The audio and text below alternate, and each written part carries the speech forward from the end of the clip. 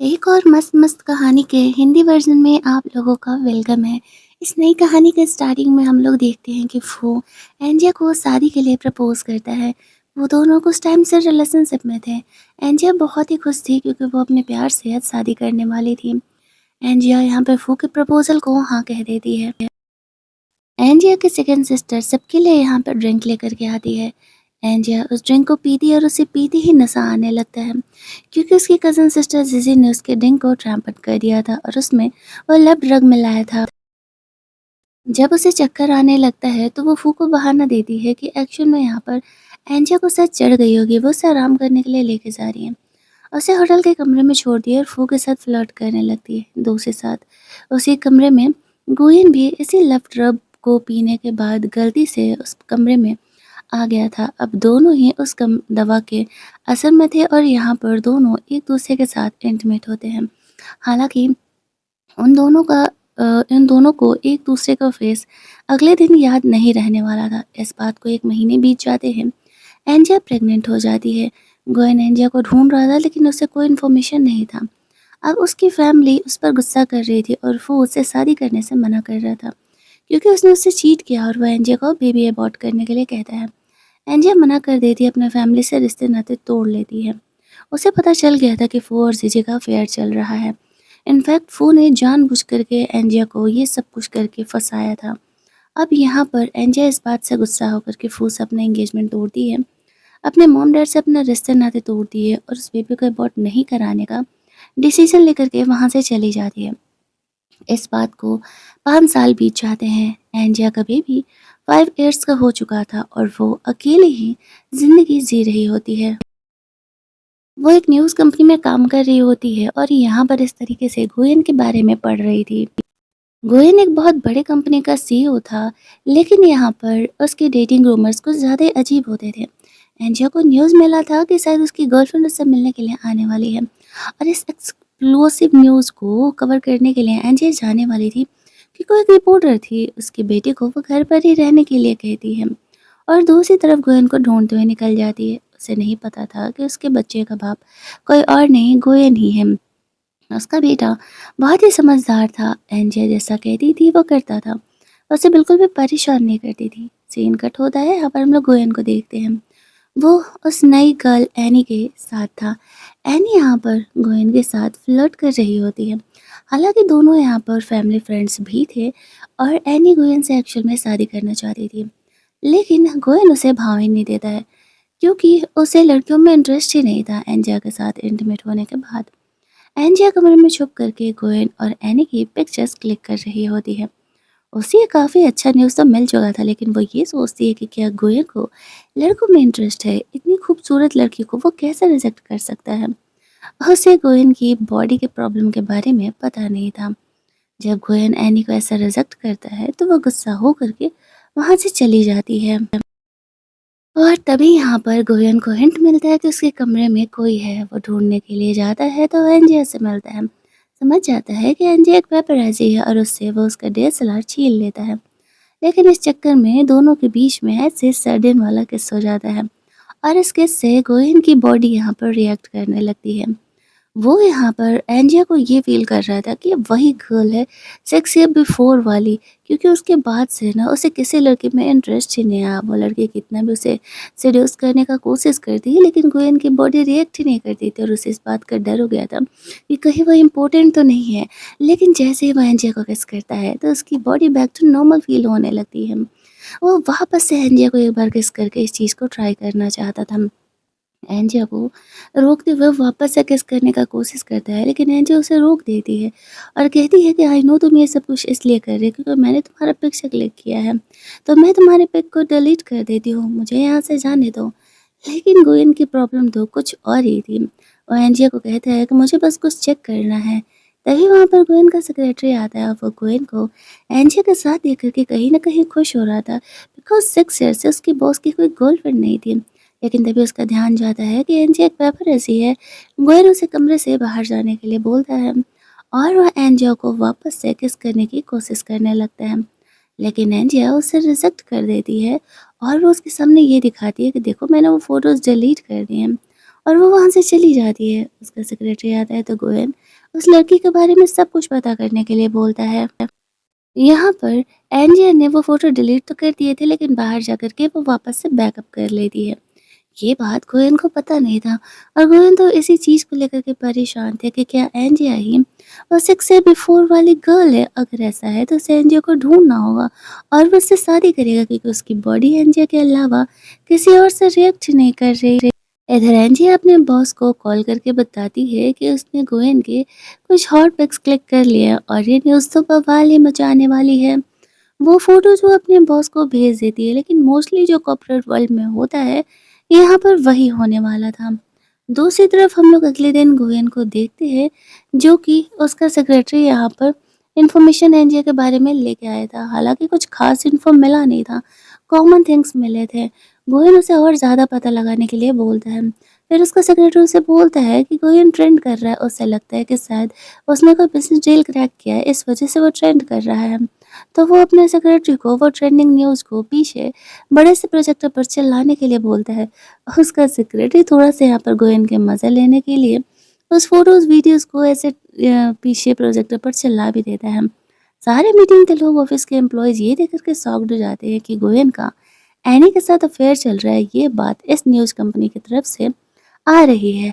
अब गोयन यहाँ पर जल्दी-जल्दी अपने सेक्रेटरी को ऑफ़िस में चलने के लिए बोलता है, क्योंकि उसे पता चल गया था कि हो ना हो यहाँ पर एंजिया ने कल वापस से फ़ोटोज़ जो है बैकअप ले लिए हैं, क्योंकि कल वो जिस एंगल से पिक्चर क्लिक कर रही थी वो बिल्कुल वही सेम एंगल थे।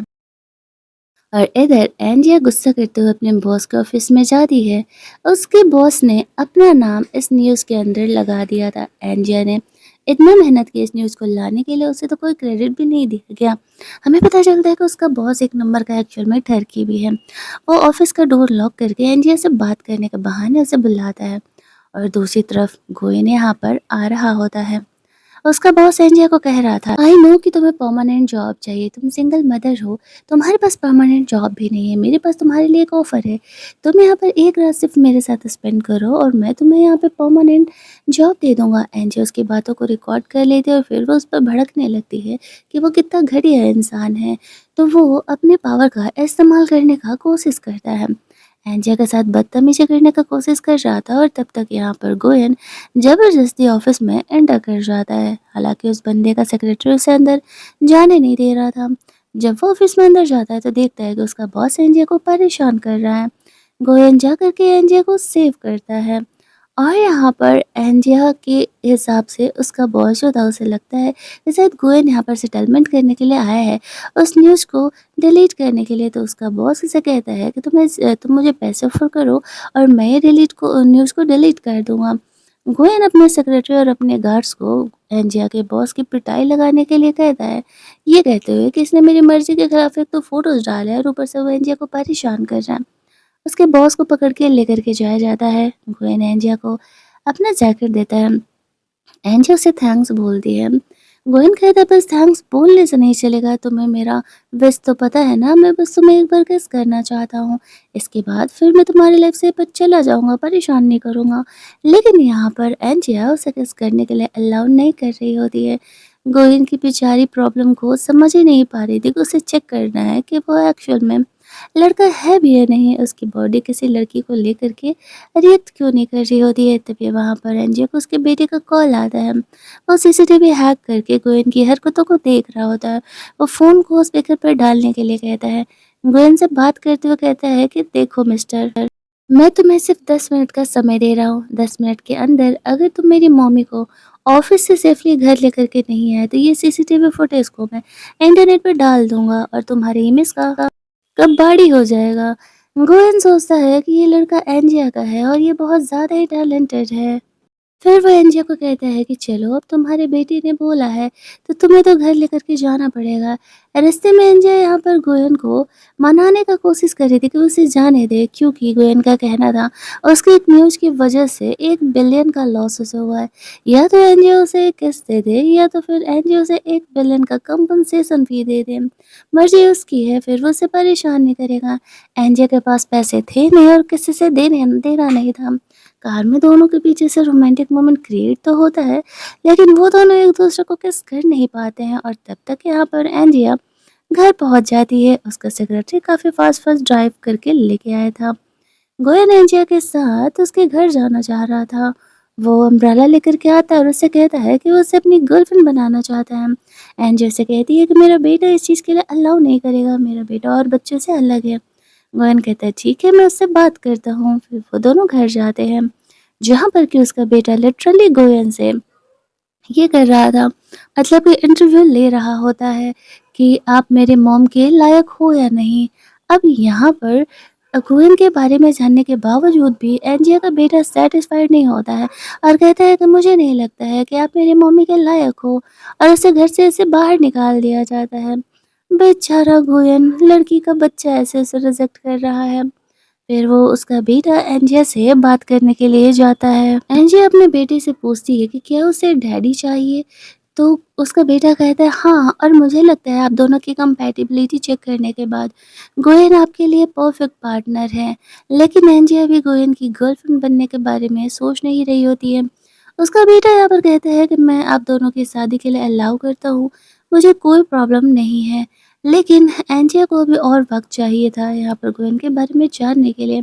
उसके बेटे को ऐसा लगता था कि शायद गोयन ही उसका डैड है, क्योंकि दोनों का बचपन का शक्ल काफ़ी ज़्यादा मैच करता है और हरकतें भी काफ़ी मैच कर रही होती है। इस चीज़ के लिए तो उन्हें डीएनए टेस्टिंग कराना पड़ेगा, और डीएनए टेस्टिंग कराने के लिए एंजिया को वापस से गोयन से मिलने जाना पड़ेगा। अब उसका बेटा कहता है डोंट वरी मॉम, मैं गोयन के ऑफिस जाऊंगा आपके साथ और उसके हेयर लेकर के आऊंगा डीएनए टेस्टिंग के लिए। इधर गोयन भी अपने सेक्रेटरी को एंजिया के बेबी का डीएनए टेस्टिंग करने के लिए बोलता है, क्योंकि उसे डाउट था कि उसका बेटा है, दोनों का एज भी सेम है। मीन्स कि एंजिया का बेबी का सेम, और वो जो एक्सीडेंट गोयन के साथ हुआ था 6 साल पहले, वो दोनों सेम ही है, तो चांसेस है कि एंजिया का ये बच्चा उसका हो सकता है। अगले दिन एंजी अपने बेटे के साथ गोयन से मिलने के लिए आती है। वो उसे कहता है कि क्या वो उसकी गर्लफ्रेंड बनने के लिए आई है। एंजी उसे कहती है कि नहीं। वो कहता है तुम्हारे बेटे ने तो हाँ कह दिया है, फिर प्रॉब्लम क्या है। इस बात पर एंजी उसे कहती है कि हम दोनों एक वर्ल्ड से बिलोंग नहीं करते हैं। गोयन एंजी को किस करने के लिए आगे बढ़ता है, तभी वहाँ पर एनी आ जाती है। एनी एनी को देख करके बस पहचान जाती है कि वो तो उसे रात वाली गर्ल है। एनी गोयन को कहती है कि हमारी फैमिली ने डिनर अरेंज किया और वो चाहते हैं कि हम दोनों की शादी जल्द हो जाए। वैसे भी मैं तुम्हारी फियोंसी हूँ ना। एनी को पता चलता है कि गोयन का फियोंसे है, तो वो उससे गुस्से में थप्पड़ मारते हुए ऑफिस से निकल जाती है कि इसकी फियोंसे और फिर भी ये मेरे पीछे पड़ी हुई है। बाहर जाने पर उसका बेटा पूछता है क्या हुआ। एंजिया कहती है कुछ नहीं, गोयन तुम्हारा डैड बनने का लायक नहीं है। उसका बेटा अंदर जाता है। एनी को गोयन के साथ देख के सोच रहा था कि कुछ न कुछ तो गड़बड़ है। मुझे पता लगाना पड़ेगा कि ये एक्चुअल में गोयन की फियांसे है या नहीं। दोनों ही बहाने से एक दूसरे के हेयर खींचते हैं। एनी जब एंजिया के बच्चे को देखती है तो उसे डाउट होने लगता है कि कहीं ये गोयन का बेबी तो नहीं है, क्योंकि दोनों सेम ही दिख रहे होते हैं। बाहर जाने के बाद एंजिया का बच्चा कहता है कि मैंने यहाँ पर गोयन के हेयर तोड़ लिए। इतने सारे हेयर बेचारे उसने तोड़ लिए थे, और दूसरी तरफ गोयन ने भी वो हेयर ऐसे अपने बेटे का तोड़ लिया था। वो एनी को वहाँ से जाने के लिए कहता है, लेकिन एनी चुप करके गोयन के सेक्रेटरी की बातों को सुन लेती है कि गोयन ने उसे हेयर यहाँ पर डीएनए टेस्टिंग करने के लिए बोला है। और इधर वो एनजीओ को सॉरी बोलने के लिए अपने सेक्रेटरी को फ्लावर बुके का अरेंजमेंट करने के लिए बोलता है, क्योंकि उसे एनजीओ को चीज़ें क्लियर करनी थी कि उसके और एनी के बीच में कुछ भी नहीं चल रहा है। घर जाकर के एंजी सोच रही थी कि गोयन तो टोटली जर्क है। उसका एक फियोंसे है और वो इस तरीके से सीमलेसली उसके पीछे पड़ा हुआ है। तब उसके घर का गेट कोई नॉक करता है। वो देखने के लिए जाती है तो सामने उसका एक्स फू था। एंजी उसे कहती है कि हमारा ब्रेकअप हुए 6 साल हो गए और वो उसके घर के बाहर क्या कर रहा है। वो यहाँ पर एंजी से माफ़ी मांगते हुए कहता है कि उसे अपनी गलती का एहसास हो गया है, और उसे पता चला कि उसी के सिस्टर ने जानबूझ करके एंजियो को फ्रेम किया था, और इसी वजह से फू ने उसे गलत समझ लिया कि उसका किसी और के साथ अफेयर चल रहा है। एंजियो का बेटा भी देखने के लिए आ जाता है कि ये कौन है, और इधर गोविंद अपने सेक्रेटरी के साथ एंजियो के घर पे पहुंचता है। वो दूर से देखता है, अपने सेक्रेटरी से पूछता है कि ये कौन है, तो उसका सेक्रेटरी कहता है कि एक्चुअल में ये एंजियो का एक्स है, और वो उसे कह रहा होता है कि क्या ये मेरा बेटा है। इस बात पर वो उस पर भड़कते हुए कहती है कि नहीं, ये तुम्हारा बेटा नहीं है। लेकिन गोयन को इस बात का डाउट होने लगता है कि जरूर ही ये एंजिया के एक्स का बेटा होगा, और वो फ्लावर बुके दिए बिना ही वहां से जाने लगता है। तभी वहां पर वो डीएनए टेस्ट का रिपोर्ट आता है, जिसमें को ऑब्वियसली वही होना था। एंजिया का बेटा गोयन का बेटा नहीं है, क्योंकि इट्स ऑब्वियस एनी ने इस रिपोर्ट को चेंज कर दिया है, लेकिन फिर भी गोविंद को यहाँ पर एंजिया की सेफ्टी की फिक्र हो रही थी और वो वापस उसे देखने के लिए चले जाता है। इधर एंजिया अपने बच्चे को कमरे में लेके जाने का कोशिश कर रही थी और वो फू को वहाँ से जाने के लिए कहती है, लेकिन फू उसे कहता है कि वो जीजी को डिवोर्स देने के लिए तैयार है और वो उसके पास वापस आ जाए। तभी गोविंद यहाँ पर एंजिया का हेल्प करने के लिए आता है और वो फू को कहता है, तुम्हें दिख नहीं रहा कि उसे तुम्हारे साथ नहीं जाना है, तो फिर तुम उसे क्यों ही परेशान कर रहे हो। वो उसे कहते हैं कि ये मेरा फैमिली मैटर है और तुम एक स्ट्रेंजर हो, तुम्हें हेल्प नहीं करना यहाँ पर चाहिए। तो फिर गोहेन उसे डाँटते हुए वहाँ से जाने के लिए कहता है। फिलहाल तो वो वहाँ से चले जाता है। गोहेन को एंजिया थैंक्स बोलती है, वो पूछती है कि वो यहाँ क्या कर रहा था? तो वो कहता है कि मैं यहाँ पर कुछ बोलने के लिए आया था, एक्चुअल में मेरे और एनी के बीच में कोई ऐसा-वैसा रिलेशन नहीं है, ऐसा कह के वहाँ से चले जाता है। उसके जाते ही एंजिया के पास भी डीएनए टेस्ट का रिजल्ट आता है, जिसमें कि वही लिखा हुआ था कि एक्चुअल में एंजिया का बेबी गोएन का बेबी नहीं है। अब उसे ऐसा लग रहा होता है कि ऐसा कैसे हो सकता है? अगर वो गोएन का बेबी नहीं है तो फिर वो किसका बेबी है? इधर गोएन सोच रहा होता है कि क्या सच में एंजिया का जो बेबी है वो उसका बेबी नहीं है? क्योंकि दोनों में काफ़ी ज़्यादा की सिमिलैरिटीज़ थी, शक्ल भी सेम मिलते थे, हरकतें भी सेम थी। उसे डाउट हो रहा था कि कुछ ना कुछ तो गड़बड़ ज़रूर है यहाँ पर। अब यहाँ पर एंजिया इस तरीके से गोहिल की कंपनी में इंटरव्यू देना चाहती थी, क्योंकि वो अपनी कंपनी से तो जॉब छोड़ चुकी थी उस ठरकी बॉस की वजह से। तो उसका सेक्रेटरी से पूछ रहा था कि एंजिया के इंटरव्यू को कैंसिल करना है या हाँ। इससे पहले कि गोहिल यहाँ पर कुछ बोल पाता, यहाँ पर एनी आ जाती है और वो इस तरीके से गोहिल के लिए कॉफ़ी लेके आई थी। फ्लैशबैक में हम लोग देखते हैं कि यहाँ पर उसे पता था कि एंजिया का बेबी गोयन का बेबी है और वो जानबूझकर के रिपोर्ट चेंज करवा दी थी और साथ ही में इस बंदे ने उसे वो लव ड्रग भी दिया था, जिसके थ्रू कि वो यहाँ पर गोयन को कॉफ़ी मिला करके वो लव ड्रग देने वाली थी, उसके साथ रोमांस करने के लिए। अब यहाँ पर अ, वो उसे कॉफ़ी ऑफ़र करती है, जिसे कि गोयन पीने से मना कर रहा था। वो उसे कहती है कि आई नो कि एंजिया का बेबी तुम्हारा नहीं है, तुम ओवरथिंक कर रहे हो। बातों-बातों में गोयन वो कॉफ़ी पी लेता है और उसे वो नशा होने लगता है। अब यहाँ पर एनी इस सिचुएशन का फ़ायदा उठाने का कोशिश करती है। एंजी यहाँ पर गोयन से इंटरव्यू लेने के लिए आ रही होती है, कुछ इम्पोर्टेंट बात भी उसे करना था। तभी वो ऑफ़िस में देखती है कि गोयन यहाँ पर एनी के साथ रोमांस कर रहा है और उसे ऐसा लगने लगता है कि उन दोनों का अफेयर चल रहा है और शायद वो गलती कर दी यहाँ आके। तो वो वहाँ से चली जाती है। गोयन एनी पर गुस्सा करते हुए उसे वहाँ से जाने के लिए कहता है। एनी वहाँ से बाहर जाती है तो वो एंजिया से मिलती है। वो एंजिया से हेट करती थी, तो गुस्से में आकर के वो अपने बंदे लोगों को एंजिया को किडनैप करने के लिए बोल देती है। एंजिया को पता नहीं था कि उसने एनी को किस तरीके से ऑफेंड किया है, जो वो उसके साथ ऐसी हरकत कर रही है। दूसरी तरफ गोयन को वो दवा असर करने लगा था, वो ऑफिस में काफ़ी परेशान था। उसका सेक्रेटरी यहाँ पर आता है तो गोयन अपने लिए डॉक्टर को बुलाने के लिए कहता है और तभी उसे पता चलता है कि एक्चुअल में एंजिया को एनी ने किडनैप कर लिया है। अब गोयन खुद को संभालते हुए एनी को सेव करने के लिए निकलता है, क्योंकि उसे पता था कि एनी उसे हर्ट ही करेगी। जल्दी-जल्दी वो लोग वहाँ से निकलते हैं और दूसरी तरफ यहाँ पर एनी जो थी वो एंजिया को एक फ्लैट में लेकर के जाती है, जहाँ पर कि उसने गुंडे लोगों को बुलाया हुआ था और गुंडे लोगों को वो ऑर्डर देती है कि इस तरीके से तुम लोग इसके साथ इंटीमेट हो और उसकी वीडियोज़ बनाओ। इसे लड़कों को सीड्यूस करने का बहुत ज़्यादा ही शौक है और बदले में एनी उसे बहुत ही पैसा देने वाली है। ऐसा कह के वो वहाँ से जा ही रही थी। गुंडे लोग अपना काम करने के लिए आगे बढ़ते हैं, तभी वहाँ गुयन एंजिया को सेव करने के लिए आ जाता है। वो एनी को थप्पड़ मारते हुए कहता है कि तुम भी एक लड़की हो और एक दूसरी लड़की के साथ ऐसा कैसे कर सकती हो? वो गुंडे लोगों को कहता है कि वो एक ही शर्त पर उन्हें जाने देगा, जो काम के लिए एंजिया को यहाँ पर लेकर के आया गया था, एनी के साथ भी वही काम करने के लिए। अब यहाँ पर इस तरीके से वो कहने लगती है कि वो इतने रिच फैमिली की डॉटर है, उसके साथ ऐसा नहीं कर सकती है। तो इस बात पर गोयन उसे कहता है, जब इतनी ही रिच फैमिली की डॉटर हो तो तुम्हें भी तो ऐसा नहीं करना चाहिए ना। और गुंडे लोग यहाँ पर एनी के साथ बदतमीजी करने के लिए लेकर के जा ही रहे थे कि तभी वहाँ पर गोयन को उसकी ग्रैंडमदर का कॉल आ जाता है।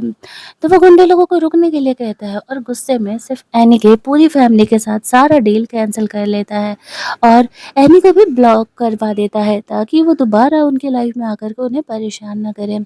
फिर वो लोग वहाँ से चले जाते हैं। एंजिया को लेकर के वो काफ़ी परेशान था और ऊपर से वो दवा उस पर असर कर रहा था। जैसे ही वो उसे किस करने के लिए आगे बढ़ता है, एंजिया का बेटा उसे सेव करने के लिए आ जाता है। उसने उसकी मॉम के नेकलेस में हिडन कैमरा लगाया हुआ है, जिससे कि उसे उसके लोकेशन का भी पता चलते रहता है। अब गोयन एंजिया को उठा करके घर लेकर के जाता है, जहाँ पर कि एक्चुअल में गोयन की हालत तो ख़राब हो ही रही थी। उस दवा के असर की वजह से तो उसका बेटा यहाँ पर गोयन को घर पर स्टे करने के लिए बोलता है। गोयन ने एक्चुअल में एंजिया की जान बचाई थी, तो इतना तो किया ही जा सकता है। अब गोयन उस दवा के असर में था, एंजिया उसका केयर करने के लिए आती है, तो वो उसके साथ रोमांस करने लगता है। लेकिन दोनों के बीच इससे पहले कि यहाँ पर कुछ बातें आगे बढ़ पाती, एंजिया का बेटा उसका एंटीडोट लेकर के आ जाता है। उसे तो दवा इंजेक्ट करना भी आता था। सोचो ये चाइना के बच्चे तो बचपन से ही सुपर टैलेंटेड होते हैं। गोयन को वो एंटीडोट दिया जाता है, फिर वो कहता है कि मॉम अब जाकर के आराम करो, मैं यहाँ पर गोयन का ख्याल रखता हूँ। और दोनों बाप बेटे एक ही कमरे में थे, जहाँ पर कि गोयन का बेटा उसे बेड टाइम स्टोरी सुनाने के लिए कहता है। अब मोस्टली जब एंजिया सुनाती थी तो वो ही पहले सो जाया करती थी, लेकिन यहाँ पर जब गोयन स्टोरी सुनाता है तो उसका बेटा पहले सो जाता है। वो उसका ख़्याल करते हुए उसे सुला देता है। उसके मन में वापस से आता है अपने बेटे का डीएनए टेस्टिंग कराने के लिए, तो वो एक हेयर उसे तोड़ लेता है। अपने सेक्रेटरी को कॉल करके एंजिया के घर आने के लिए अर्जेंटली बोलता है। इनके सेक्रेटरीज तो 24/7 अवेलेबल रहते हैं। वो एक्चुअल में अपने बेटे का डीएनए टेस्टिंग कराना चाहता था। अपने सेक्रेटरी को कहता है कि इस बार तुम खुद चीज़ों को सुपरवाइज करोगे, पिछली बार की तरह किसी और के हाथ में ये सैंपल मत दे देना। मुझे डाउट है कि एंजिया का बेटा मेरा बेटा है, और हाँ, स्पेशली एनी पर नज़र रखना कि कहीं वो इस तरीके से वापस से रिपोर्ट्स के साथ कुछ छेड़छाड़ ना करे। कमरे में वापस लौट रहा था तो वो एंजिया से टकराता है। एंजिया को वो उठा करके सोफे पे लेकर के जाता है उसके साथ रोमांस करने के लिए। दोनों के बीच यहाँ पर जब भी रोमांटिक मोमेंट क्रिएट होने वाला होता, उनका बेटा यहाँ पर बार-बार बीच में आ जाता। एंजिया का बेटा वॉशरूम जाने के लिए जगह था, बेचारे दोनों सोफे पर रोमांस कर रहे थे। जब उसका बेटा वापस सोने के लिए जाता है, तब जाकर के गोयन उसे किस करता है और फिर वो अपने कमरे में सोने के लिए चले जाता है। अगली मॉर्निंग एंजिया दोनों बाप बेटे को ऐसे सेम स्लीपिंग पोजीशन में सोते हुए देखती है, तो दोनों को प्यारा सा गुड मॉर्निंग किस दे करके अपने काम के लिए चली जाती है। गोविंद जब जगता है तो उसे फील होता है कि एंजिया ने एक्चुअल में शायद उसे गुड मॉर्निंग किस दिया है, तो वो बहुत ही खुश था। वो वहाँ से बाहर के लिए जा रहा होता है। एंजिया यहाँ पर सबके लिए ब्रेकफास्ट बना रही थी, तभी उसके घर पर कोई आता है। वो देखने के लिए जा रही है तो एक्चुअल में फू था। वो यहाँ पर एंजिया से वापस से सॉरी बोलने के लिए आया था। उसे माफ़ी मांगते हुए कहता है कि वो जीजी को डिवोर्स देने के लिए तैयार है। एंजियो उसकी वाइफ क्यों नहीं बन जाती? एंजियो से कहती कि तुम पागल हो गए हो। उस शादी वाली रात तुम मुझे छोड़ करके अपनी बहन को, मेरी बहन को चूज़ किए थे, और अब आ रहे हो मुझसे सॉरी बोलने के लिए। मैं तुम्हें दोबारा मौका नहीं देने वाली हूँ। तभी वहाँ पर गोहन अंदर कमरे से आता है। ये देख कर के वो गुस्सा करने लगता है कि वो एंजिया के घर क्या कर रहा है। गोहन उसे कहता है कि एंजिया मेरी फियांसे है, तेरे 24 की मैं यहाँ पर इसी के घर पर रहूँगा और कहीं तो वो जाने वाला नहीं हो। इस बात पर वो यहाँ पर गोयन को झूठ बोलने लगता है कि एक्चुअल में एंजिया का बेटा उसका बेटा है। 5 years बिफोर वो एंजिया के साथ नाइट स्पेंड किया था। तो क्या तुम्हें स्टेप फादर बनने का ज़्यादा शौक है? तुम इतने अमीर हो। गोयन उसे कहता है कि हाँ, उसे अगर एंजिया के बेटे का एक्चुअल में स्टेप फादर भी बनना पड़ा तो उसे कोई प्रॉब्लम नहीं है, वो उसे अपने बच्चे की तरह पालेगा। वो एंजिया से बहुत ही प्यार करता है और साथ ही में उसके बच्चे को भी एक्सेप्ट करने के लिए तैयार है। वो यहाँ पर एंजिया से झूठ-झूठ बोलकर उसे कन्विंस करने का कोशिश कर रहा था कि गोयन उसके लिए सही नहीं है और वो उससे गलती हो गई, वो उसे माफ़ करके उसकी लाइफ में वापस आ जाए, जो कि ऐसा नहीं होने वाला था। प्रूफ देने के लिए वो एंजिया के बेटे की तरह यहाँ पे बर्थ मार्क भी दिखाता है, लेकिन एक्चुअली में वो बर्थ मार्क तो गोयन की भी बॉडी पर थे। वो ने देखा देखी यहाँ पर जानबूझ करके वो बर्थ मार्क बना लिया था एंजिया को कंफ्यूज करने के लिए। एंजिया यहाँ पर इस बात पर भरोसा करने के लिए तैयार ही नहीं थी कि वो उस रात फू के साथ इंटीमेट हुई थी, क्योंकि अगर ऐसा होता तो वो इतना तमाशा नहीं करता और ना ही ये बोलता कि एक्चुअल में एंजिया ने किसी और के साथ रोमांस किया है। तभी वहाँ पर उनका बेटा आता है। वो उसके बच्चे को खुद को डैड बोलने के लिए कहता है, लेकिन वो गोयन को जाकर के डैड करके पुकारता है। उसका सेक्रेटरी यहाँ पर डीएनए टेस्ट का रिपोर्ट लेकर के आता है, तो गोयन कहता है फ़र्क नहीं पड़ता ये बच्चा किसका है। वो उसे पूरे दिल से अपने बच्चे की तरह एक्सेप्ट करने के लिए तैयार है। अब यहाँ पर वो उस रिपोर्ट को छीन लेता है और कहता है कि ये रिपोर्ट फेक भी तो हो सकता है। उसका बेटा फू से वो रिपोर्ट छीनते हुए लेकर के आता है। वो लोग जब इस रिपोर्ट को ओपन करते हैं तो इसमें साफ दिखा था कि एंजिया का बेटा एक्चुअल में गुएन का बेटा है। अब गुएन फू की पिटाई करते हुए उसे वहाँ से जाने के लिए कहता है, क्योंकि चीज़ें तो यहाँ पे प्रूफ हो ही गई थी कि एंजिया का बच्चा एक्चुअल में गुएन का ही बच्चा है। दोनों काफ़ी खुश थे कि 6 ईयर बिफोर वो दोनों एक्चुअल में एक दूसरे के साथ थे। लेकिन चीज़ें यहाँ पर अलग तरीके से टर्न आउट होने वाली थी। वो जब घर जाता है तो जीजी को पता चला था कि फू एनजे के पीछे गया हुआ है। वो उस पर भड़कने लगती है कि वो उससे चीट करते हुए उसके पीछे गया है। उसने यहाँ पर फू की इज्जत बचाने के लिए उस रात जब एनजे उसे छोड़ करके गई थी तो उसने उससे शादी किया था और वो यहाँ पर उसी को धोखा देता है। लेकिन फू से झूठ बोलता है कि अरे एनजिया के पास तुम्हारे ग्रैंडफादर की कंपनी के 10% शेयर है, तुम्हारे ग्रैंडफादर उसे ही वो पैसा वो शेयर देना चाहते हैं, तो मैं तो बस इसी बारे में उसे बहलाने-फुसलाने के लिए गया हुआ था, ताकि इस तरीके से हमें वो शेयर्स मिल सके। साथ ही में वो यहाँ पर बताता है कि एक्चुअल में गुयन का बच्चा है, एंजिया का जो बेबी है, तो जीजी को यहाँ पर रिग्रेट होने लगता है। उसने तो किसी और का इंतज़ाम किया था, ये गुयन कैसे निकला, और वो दिमाग दौड़ाने लगती है। और इधर हम लोग देखते हैं कि गुयन एंजिया को कहता है कि अब जब ये बेबी मेरा है, तो तुम्हें नहीं लगता कि तुम्हें हमारे घर पर शिफ्ट हो जाना चाहिए? एंजिया कहती है कि नहीं, उसने यहाँ का रेंट अभी दे दिया है तो वो अभी नहीं जा सकती, उससे लॉस होगा। तो फिर गोवन कहता है चलो ठीक है, वो अपने सेक्रेटरी को कॉल करता है और अपने सामान को यहाँ एंजिया के घर पहुँचा देने के लिए बोलता है। अब एंजिया गोवन के साथ नहीं जाने वाली थी तो गोवन यहाँ पर एडजस्ट हो जाएगा और फिर वो एंजिया को ऐसे किस कर लेता है। उन दोनों के रिलेशनशिप तो काफ़ी अच्छे चल रहे होते हैं। गोवन थोड़ी देर बाद ऑफिस निकल जाता है। एंजी अपने बेटे से बात कर रही थी कि उसे गोयन पसंद तो है ना, अगर उसे गोयन पसंद नहीं होगा तो वो उसके साथ शादी नहीं करेगी। वो उसका बेटा कहता है कि हाँ उसे गोयन पसंद है और तभी वहाँ पर एंजिया से मिलने के लिए जीजी आती है। वो यहाँ पर उसके बेटे का और एंजिया का हेयर लेने के लिए आई हुई थी। स्पेशली वो एंजिया का हेयर यहाँ पर लेने के लिए आई हुई थी क्योंकि वो अब गोयन को ये झूठ बोलने का प्लान कर रही थी कि ये बच्चा एक्चुअल में एंजिया का नहीं जीजी का है। और उसका बेटा भी यहाँ पर जीजी को वहाँ से जाने के लिए कहता है। काफ़ी इंसल्ट करवाने के बाद जीजी वहाँ से चली तो जाती है, लेकिन फाइनली वो जिस काम के लिए यहाँ पर आई थी वो काम उसका सक्सेसफुल हो जाता है और उसे यहाँ पर एंजिया के हेयर मिल जाते हैं। फिर वो अपना प्लान एक्टिवेट करते हुए गोयन से मिलने जाने का सोचती है। इधर गोयन अपने ग्रैंड मदर को बता रहा था कि उसे 6 ईयर बिफोर वाली गर्ल मिल गई है और उससे बेटा भी है जो कि गोयन का ही है। उसकी ग्रैंड मदर तो काफ़ी खुश हो जाती है और वो एंजिया से मिलना चाह रही थी। गोयन उन्हें समझाता है कि वो कुछ दिनों में यहाँ पर एंजिया को ज़रूर ही उनसे मिलने के लिए लेकर के आएगा। अभी यहाँ पर ग्रैंडमदर एक्साइटेड हो करके एंजिया के लिए कुछ महँगे यहाँ पर ज्वेलरी जो उसके बच्चे के लिए टॉयज़ बाय करने के लिए जाती हैं। वो अपने बटलर को लेकर के एक शॉप पर पहुँचती हैं, जहाँ पर कि जीजी भी आई हुई थी और एंजिया भी। एंजिया जीजी को देखती है तो उसे इग्नोर करके दूसरे शॉप में चली जाती है क्योंकि वो यहाँ पर तमाशा नहीं करना चाह रही थी और जीजी यहाँ पर शॉप बाय करने के लिए ड्रेसेस आती है तो वो काफ़ी बुरी तरीके से बिहेव कर रही होती है। साथ ही में जो ड्रेस गोहिन की ग्रैंडमदर बाय करना चाह रही थी, वो जेजी भी बाय करने के लिए बोलती है, लेकिन बहुत बदतमीज़ी से बिहेव कर रही थी। और उन दोनों के बीच इस बात को लेकर के ऐसे लड़ाई झगड़े भी होने लगते हैं। शुरुआत में तो उसकी ग्रैंडमदर इन चीज़ों को इग्नोर करने का कोशिश करती है, तब तक जब तक उन्हें पता नहीं था कि एक्चुअल में गोयन ने इसी लड़की को चूज़ किया है। अब ग्रैंडमदर को सिर्फ इतना पता था कि वो किस फैमिली की डॉटर है, अब ये नहीं पता था कि उसकी 2 बहनें हैं। और यहाँ पर जब उसे पता चलता है कि जीजी एक्चुअल में उस फैमिली की डॉटर है, तो ग्रैंडमदर को लगने लगता है, इतनी घटिया लड़की कैसे हो सकती है गोयन की गर्लफ्रेंड? वो उसे तो कभी भी उस फैमिली में शादी करने के लिए अलाउ नहीं करेंगी।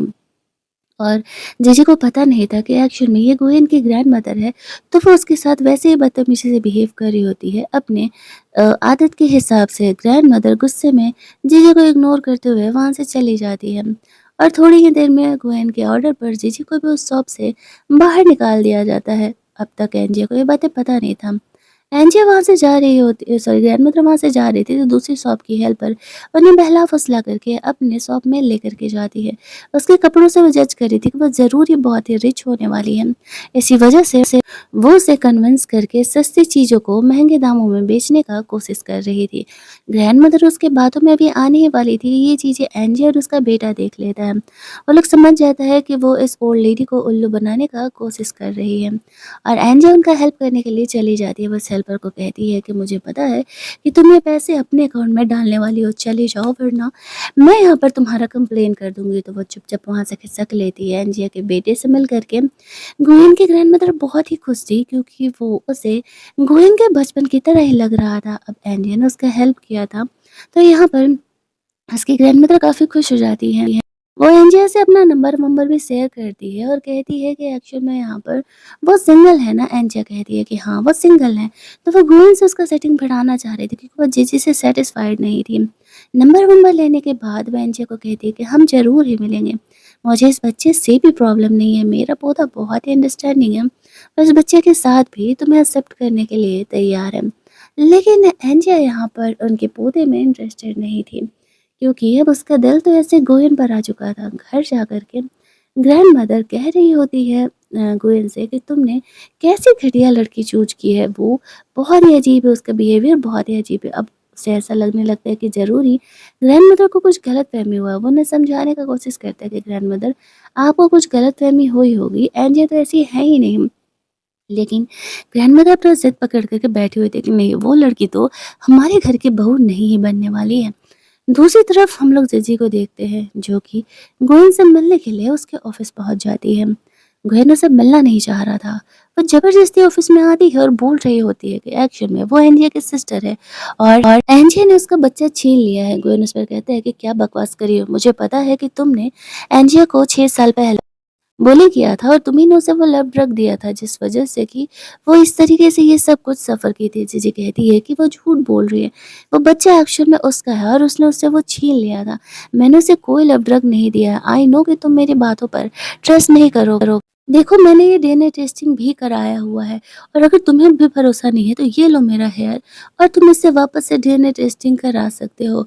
वो एक्चुअल में यहाँ पर एंजिया के हेयर लेकर के आई हुई थी और इस तरीके से गोयन को दे देती है। गोयन को तो पता नहीं था, चीज़ें काफ़ी कन्फ्यूजिंग थी, इसी वजह से वो डीएनए टेस्टिंग कराने के लिए उसका हेयर लेकर के रख लेता और तब तक वो जीजी को वार्न करता है कि अगर उसे पता चला कि उसने झूठ बोला है तो वो उसे जाने नहीं देने वाला है। बेहतर होगा वो शुक्र मनाए कि ये बात सच साबित ही हो, वरना उसके लिए सही नहीं होगा। तब तक वो जीजी को कहता है कि जब तक डीएनए टेस्ट का रिपोर्ट नहीं आ जाता वो उसे परेशान नहीं करेगी और वो ऑफिस से चले जाए। जीजी ओवर मेलो ड्रामा करते हुए वहाँ से चली तो जाती है, ये कहते हुए कि मुझे बस मेरा बच्चा दिला दो, मैं अपने बच्चे के बिना नहीं रह पा रही हूँ। फलाना ढिमकाना पूरा कर रही थी। और गोयन यहाँ पर कन्फ्यूज़ कि वो करे तो क्या करे। वो अपने इमोशंस को लेकर के भी कन्फ्यूज़ था, क्योंकि वो एंजिया से प्यार करता था। वो अपने सेक्रेटरी को कॉल करके एक और डीएनए टेस्ट करने के लिए बोलता है। इधर घर पर एंजिया अपने बेटे के साथ सोने की तैयारी कर रही थी।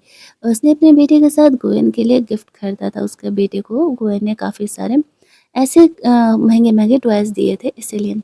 तभी वहाँ पर गोयन आता है। एंजिया और उसका बच्चा दोनों ही यहाँ पर गोयन को वो गिफ्ट देता है। गोयन का शायद मूड ठीक नहीं था। एंजिया पूछती है क्या हुआ, कोई प्रॉब्लम है क्या? गोयन कहता है नहीं, कुछ नहीं, मुझे पसंद है गिफ्ट।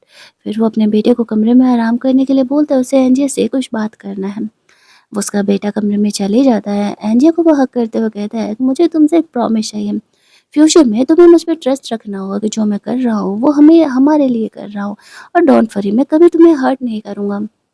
एंजिया यहाँ पर गोयन को प्रॉमिस तो कर देती है, लेकिन उसे पता नहीं था कि वो उस बेबी के बारे में उससे बात करना चाह रहा। हालाँकि गोयन एंजिया को इस बारे में नहीं बोलता है, क्योंकि उसे ऐसा लगता है कि अगर वो एंजिया को बोलेगा कि ये बच्चा जीजी का हो सकता है तो उससे बुरा लगेगा। उसे रियलिटी तो पता नहीं था। अगले दिन नॉर्मल प्रोसेस से इंटरव्यू दे करके एंजिया गोयन की कंपनी में एंट्री ले लेती है। गोयन अपने बच्चे के साथ यहाँ पर आता है और वो एंजिया से थोड़ा डिफरेंट बिहेव करने लगता है। एंजिया इशारा करती है ऑफिस में पता नहीं चलना चाहिए किसी को कि एक्चुअल में हम दोनों का क्या रिलेशनशिप है। वो नहीं चाहती थी कि लोगों को ये लगे कि वो फेवर लेकर के यहाँ पर आई हुई है। लेकिन कुछ लड़कियाँ यहाँ पर नोटिस कर लेती हैं और वो एंजिया से चिढ़ भी रही थी, क्योंकि वो गोयन के इतनी करीब है। यहाँ पर एंजिया इशारा करके गोयन को अपने ऑफिस में जाने के लिए कहती है। अपने बच्चे को भी उसने मॉम कहने से फ़िलहाल के लिए मना करके रखा हुआ था। अब उनमें से कुछ लड़कियाँ तो एंजिया की अच्छी दोस्त बन जाती हैं, लेकिन कुछ ऐसे एंजिया से चिढ़ रही होती हैं। एंजिया गोयन के ऑफिस में जाती है तो वो कहता है डोंट वरी, मैं तब तक तुम्हारे बच्चे का ख्याल रखूँगा। और इधर जो दूसरी लड़की थी जो कि एंजिया से चिढ़ रही होती है, वो एंजिया को बहुत सारा काम दे देती है। एंजिया उसे कहती है एक्सक्यूज़ मी, एक तो मैं यहाँ पर न्यू हूँ और दूसरा कि ये मेरा काम नहीं है। ये इस काम को पूरा करना तुम्हारा काम है, तो तुम इसे पूरा करो। वरना मैं बॉस को कंप्लेन कर दूँगी। अब वो लड़की और ज़्यादा एंजिया से गुस्सा हो जाती है। आफ्टर दैट आज का काम कंप्लीट करने के बाद वो लोग घर जाते हैं, जहाँ पर कि गोयन को ये रिपोर्ट मिलता है कि 6 ईयर्स बिफोर जीजी ने एक्चुअल में एक बेबी को बॉर्न तो किया था, उसने इस रिपोर्ट को फेक करवा दिया था। अब उसे और ज़्यादा डाउट होने लगता है कि क्या ये बच्चा सच में एंजिया का है या जीजी का। उसे इस बात को लेकर के बहुत ज़्यादा ही कन्फ्यूजन हो रहा था, बट स्टिल वो एंजिया को इस बारे में नहीं बोलता है क्योंकि उसे हर्ट होगा, और ये उसकी यहाँ की अब तक की सबसे बड़ी गलती थी। अगले दिन जब वो ऑफिस जाता है तो उसे डीएनए टेस्टिंग का भी रिपोर्ट मिल जाता है, जिसमें कि साफ दिख रहा था कि जीजी और एंजिया का बेटा माँ बेटा है। अब यहाँ पर गोयन कंफ्यूज कि ऐसा कैसे हो सकता है। जीजी तो कंफर्म थे कि डीएनए टेस्टिंग में क्या आने वाला है, इसलिए वो अगले दिन गोयन से मिलने के लिए चली जाती है। और इधर एंजिया को रिसेप्शन पर भेजा जाता है अपनी वर्क आईडी लेकर के आने के लिए। आज उसे उसकी वर्क आईडी असाइन होने वाली थी। एंजिया वो वर्क आईडी लेने के लिए जा रही होती और वहीं रिसेप्शन पे से जीजी थी। गोयन को पता चलता है कि जीजी उससे मिलने के लिए आई है। वो नहीं चाहता था कि एंजिया उसे यहाँ पर देखे, इसी वजह से वो जल्दी जल्दी उसे अपने ऑफिस में लेकर के जाता है। फिलहाल के लिए तो एंजियो उसे नहीं देख पाती है। ऑफिस में लेकर के जाने के बाद जीजी कहती है, मैंने कहा था ना कि एक्चुअल में मेरा बच्चा है, मैं अपने बच्चे से मिला बिना नहीं रह पा रही थी, इसी वजह से मैं यहाँ पर उसे देखने के लिए आ गई। गोयन यहाँ पर जीजी को कह रहा होता है कि वो उसकी बातों पर ट्रस्ट नहीं करने वाला, उसे कुछ चीज़ें और चेक करनी है, वो जाए यहाँ से। लेकिन ये जो गर्ल थी वो एक्चुअल में यहाँ पर जीजी को ऐसे गोयन के करीब देखने लगते और उससे ऐसा लगने लगता है कि शायद वही गोयन की वाइफ है। उन्हें पता तो था कि गोयन का बच्चा है। तभी वहाँ पर गोयन की ग्रैंडमदर ऑफिस में आती है। अपनी ही बॉस को नहीं पहचानने का चाइना में अलग ही प्रक्रिया है। यहाँ पर जब उसकी ग्रैंडमदर आती है तो उसे पता चलता है कि गोयन की बच्चे की वाइफ मतलब बच्चे की मॉम ऑफिस में आई हुई है, और वो उसे जीजी को समझ करके मिलने के लिए चली जाती है गुस्से में। जीजी उसी बूढ़ी औरत को देख करके भड़कने लगती है और कहती है कि वो यहाँ भी इसे पीछा करते करते आ गई, वो लोग उससे बुली कर रहे थे। तब एलिया ये चीज़ देख लेती है और वो वापस से ओल्ड लेडी का हेल्प करने के लिए चली जाती है। वो जीजी को यहाँ पर देख करके शौक थी। उसे बातों बातों में पता चलता है कि ये कंपनी के सीईओ की वाइफ हो सकती है। एंजिया को लगता है कि ज़रूरी यहाँ पे कोई प्रैंक चल रहा है, ऐसा कैसे हो सकते हैं हम। ग्रैंड मदर यहाँ पर एंजिया को अपने ग्रैंड पोते के साथ डेट पर जाने के लिए बोल रही होती है। एंजिया मना कर रही थी लेकिन ग्रैंडमदर जिद पकड़ करके बैठी हुई थी कि नहीं, एक्चुअल में उसे यहाँ पर उसके साथ डेट पर जाना चाहिए, उसे अच्छा लगेगा। ऐसे ऐसे बोल करके वो जानबूझ करके यहाँ पर एंजिया को कन्विंस कर ही लेती है। एंजिया बेचारी मना भी नहीं कर पाती है। ऑफिस में सब इसी बारे में बात कर रहे थे कि एक्चुअल में गोयन के यहाँ पर वाइफ होने वाली जो जीजी है वो सब मिलने के लिए आई थी। एंजी सुन के शॉक्ड हो जाती है। इधर उसकी ग्रैंड मदर गोयन सब मिलने के लिए जाती है और वो साफ कह देती है कि वो जीजी से उसकी शादी तो नहीं कराने वाली है।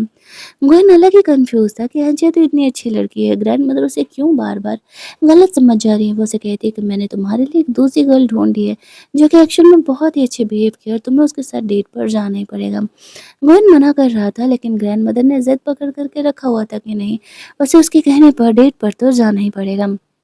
इधर उन दोनों के ऑफिस से जाने के बाद यहाँ पर एंजिया किसी काम से गोविंद के ऑफिस में आती है, जहाँ पर कि वो डीएनए टेस्ट का रिपोर्ट देखती है और वो ये समझ जाती है कि गोविंद को इस बात का डाउट है कि वो बच्चा एंजिया का नहीं है। और तभी वहाँ पर इस तरीके से गोविंद का सेक्रेटरी आने लगता है। इधर गोविंद अपनी ग्रैंड मदर को समझाने का कोशिश कर रहे थे कि मॉम हमें कुछ और, ग्रैंड मदर हमें कुछ वक्त दीजिए, आई नो कि आप एंजिया को गलत समझ रहे हो। लेकिन उसकी ग्रैंडमदर तो जानती थी गलत भला कैसे ही हो सकता है, उसे सब कुछ सही-सही पता है। वो 2 से 3 बार जेडी से मिल चुकी है। और दूसरी तरफ जब गोविंद का सेक्रेटरी यहाँ पर आता है तो एंजिया उससे पूछती है कि चल क्या रहा है। उसे मजबूरी में उसे सब कुछ सच-सच बताना पड़ता है कि जीजी इस तरीके से आई थी, ये कहते हुए कि वो बच्चा एक्चुअल में उसका है।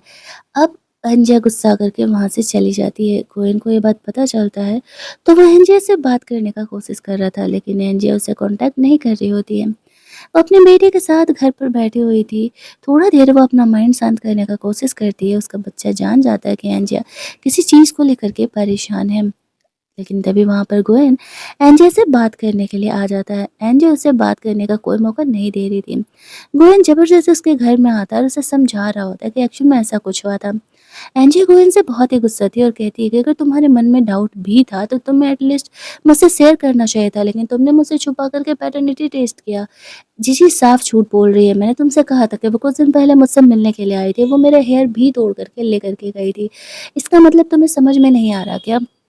वो यहाँ पर मेरा ही हेयर का डीएनए टेस्टिंग कराई है।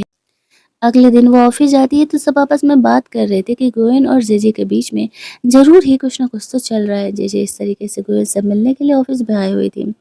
एंजिया गोयन से गुस्सा थी और वो अगले कुछ दिनों तक उससे बात भी नहीं करती है। गोयन कंफ्यूज था कि वो करे तो क्या करे यहाँ पर, उसे समझ में नहीं आ रहा था। एंजिया अपनी जगह सही थी, उसका कहना था कि वो बच्चा उसका है, डीएनए टेस्ट में भी तो यहाँ पर आया था। लेकिन यहाँ पर जीजी का भी तो डीएनए टेस्ट रिपोर्ट ऐसे पॉजिटिव आया था।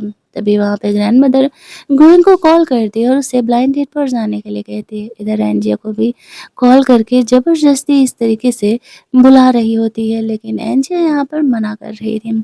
काफ़ी इंसिस्ट करने के बाद उसे जाना ही पड़ता है। जब वो वहाँ पर पहुँचती है तब तक यहाँ पर गोयन नहीं आया था। गोयन को कॉल करके बुला रही होती है, लेकिन जब तक यहाँ पर गोयन आता है तब तक एंजिया को कॉल आ जाता है कि उसके बेटे का तबीयत खराब है और वो ब्लाइंड डेट से घर लौट जाती है।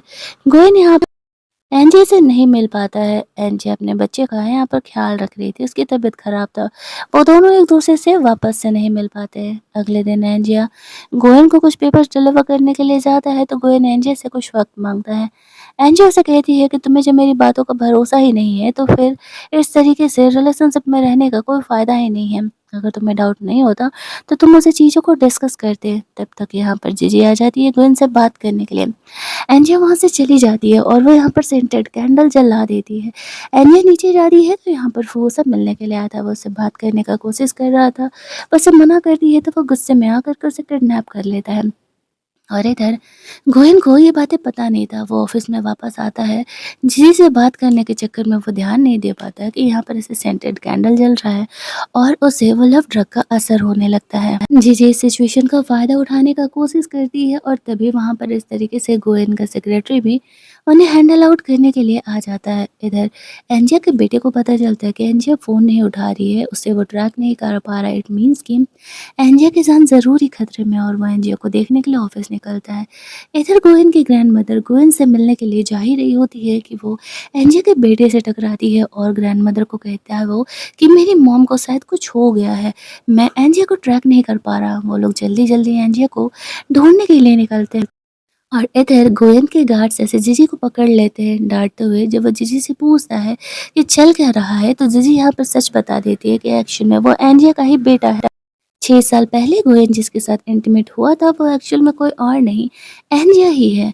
और इस तरीके से उसने उसे झूठ बोला था और यहाँ पर वो एंजिया का हेयर लेकर के आई हुई थी, जिससे कि डीएनए टेस्ट का रिपोर्ट पॉजिटिव आया है। और इधर एंजिया को किडनैप करके फूल लेकर के गया हुआ था। तब तक तो वो बेहोश थी। जब उसे होश आता है तो वो फू पर गुस्सा करने लगती है कि वो क्राइम कर रहा है और अगर वो पकड़ा गया तो वो लंबे टाइम के लिए जेल जाने वाला है। लेकिन वो तो उसे कह रहा होता है कि तब तक बहुत देर हो चुकी होगी और मैं तुम्हें यहाँ कंट्री से ही बाहर लेकर के जा चुका हूँगा। इधर ग्रैंडमदर जल्दी-जल्दी गोयन के पास पहुँचती है और कहती है कि एंजिया को बचाओ, उसे किसी ने किडनैप कर लिया है। ग्रैंडमदर को ऐसा कहते हुए सुन कर के गोयन बहुत ही ज़्यादा परेशान हो जाता है। वो एंजिया को कॉल करता है, तो एंजिया यहाँ पर फ़ोन नहीं उठाती है और यहाँ पर उसे पता चल जाता है कि एक्चुअल में कुछ ना कुछ तो गड़बड़ है। वो जल्दी-जल्दी एंजिया को ढूँढने के लिए निकलता है। जीजी को भी नहीं पता था कि फू एक्चुअल में ऐसा कुछ करने वाला है। ऐसा करने के लिए वो जीजी को बाद में तो सबक सिखाएगा, लेकिन अभी पहले एंजिया को सेव करना ज़्यादा ज़रूरी है। ग्रैंडमदर को पता चलता है कि एक्चुअल में वो एंजिया को पसंद करता था, ना कि जीजी को, और ये बेटा एक्चुअल में गोयन का ही है। वो ये बात सुन कर के बहुत ही ज़्यादा खुश हो जाते हैं और वो इतने दिनों से जीजी को ही अपने होने वाली बहू समझ रही थी। वो भी ये बातें गोयन को बताती हैं। अब इतना मेलोड्रामा होने के बाद वो लोग वापस से एंजिया को ढूँढने के लिए निकलते हैं। उनका बेटा यहाँ पर अपना हैकिंग स्किल का इस्तेमाल करता है और फाइनली कैसे न कैसे क्रैक करके वो पता लगा ही लेता है कि फ़िलहाल एंजिया किधर है। वो लोग उस प्लेस के लिए निकलते हैं।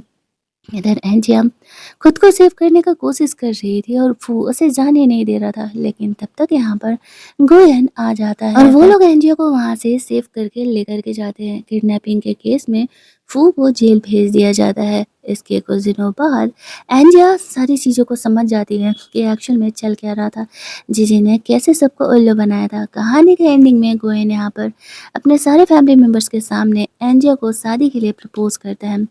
एंजी उसे हाँ कह देती है और ये स्वीट ड्रामा हमारा यहीं पर एंड हो जाता है। तो अगर आपको स्वीट सी लव स्टोरी अच्छी लगी होगी तो वीडियो को लाइक और शेयर करना मत भूलना।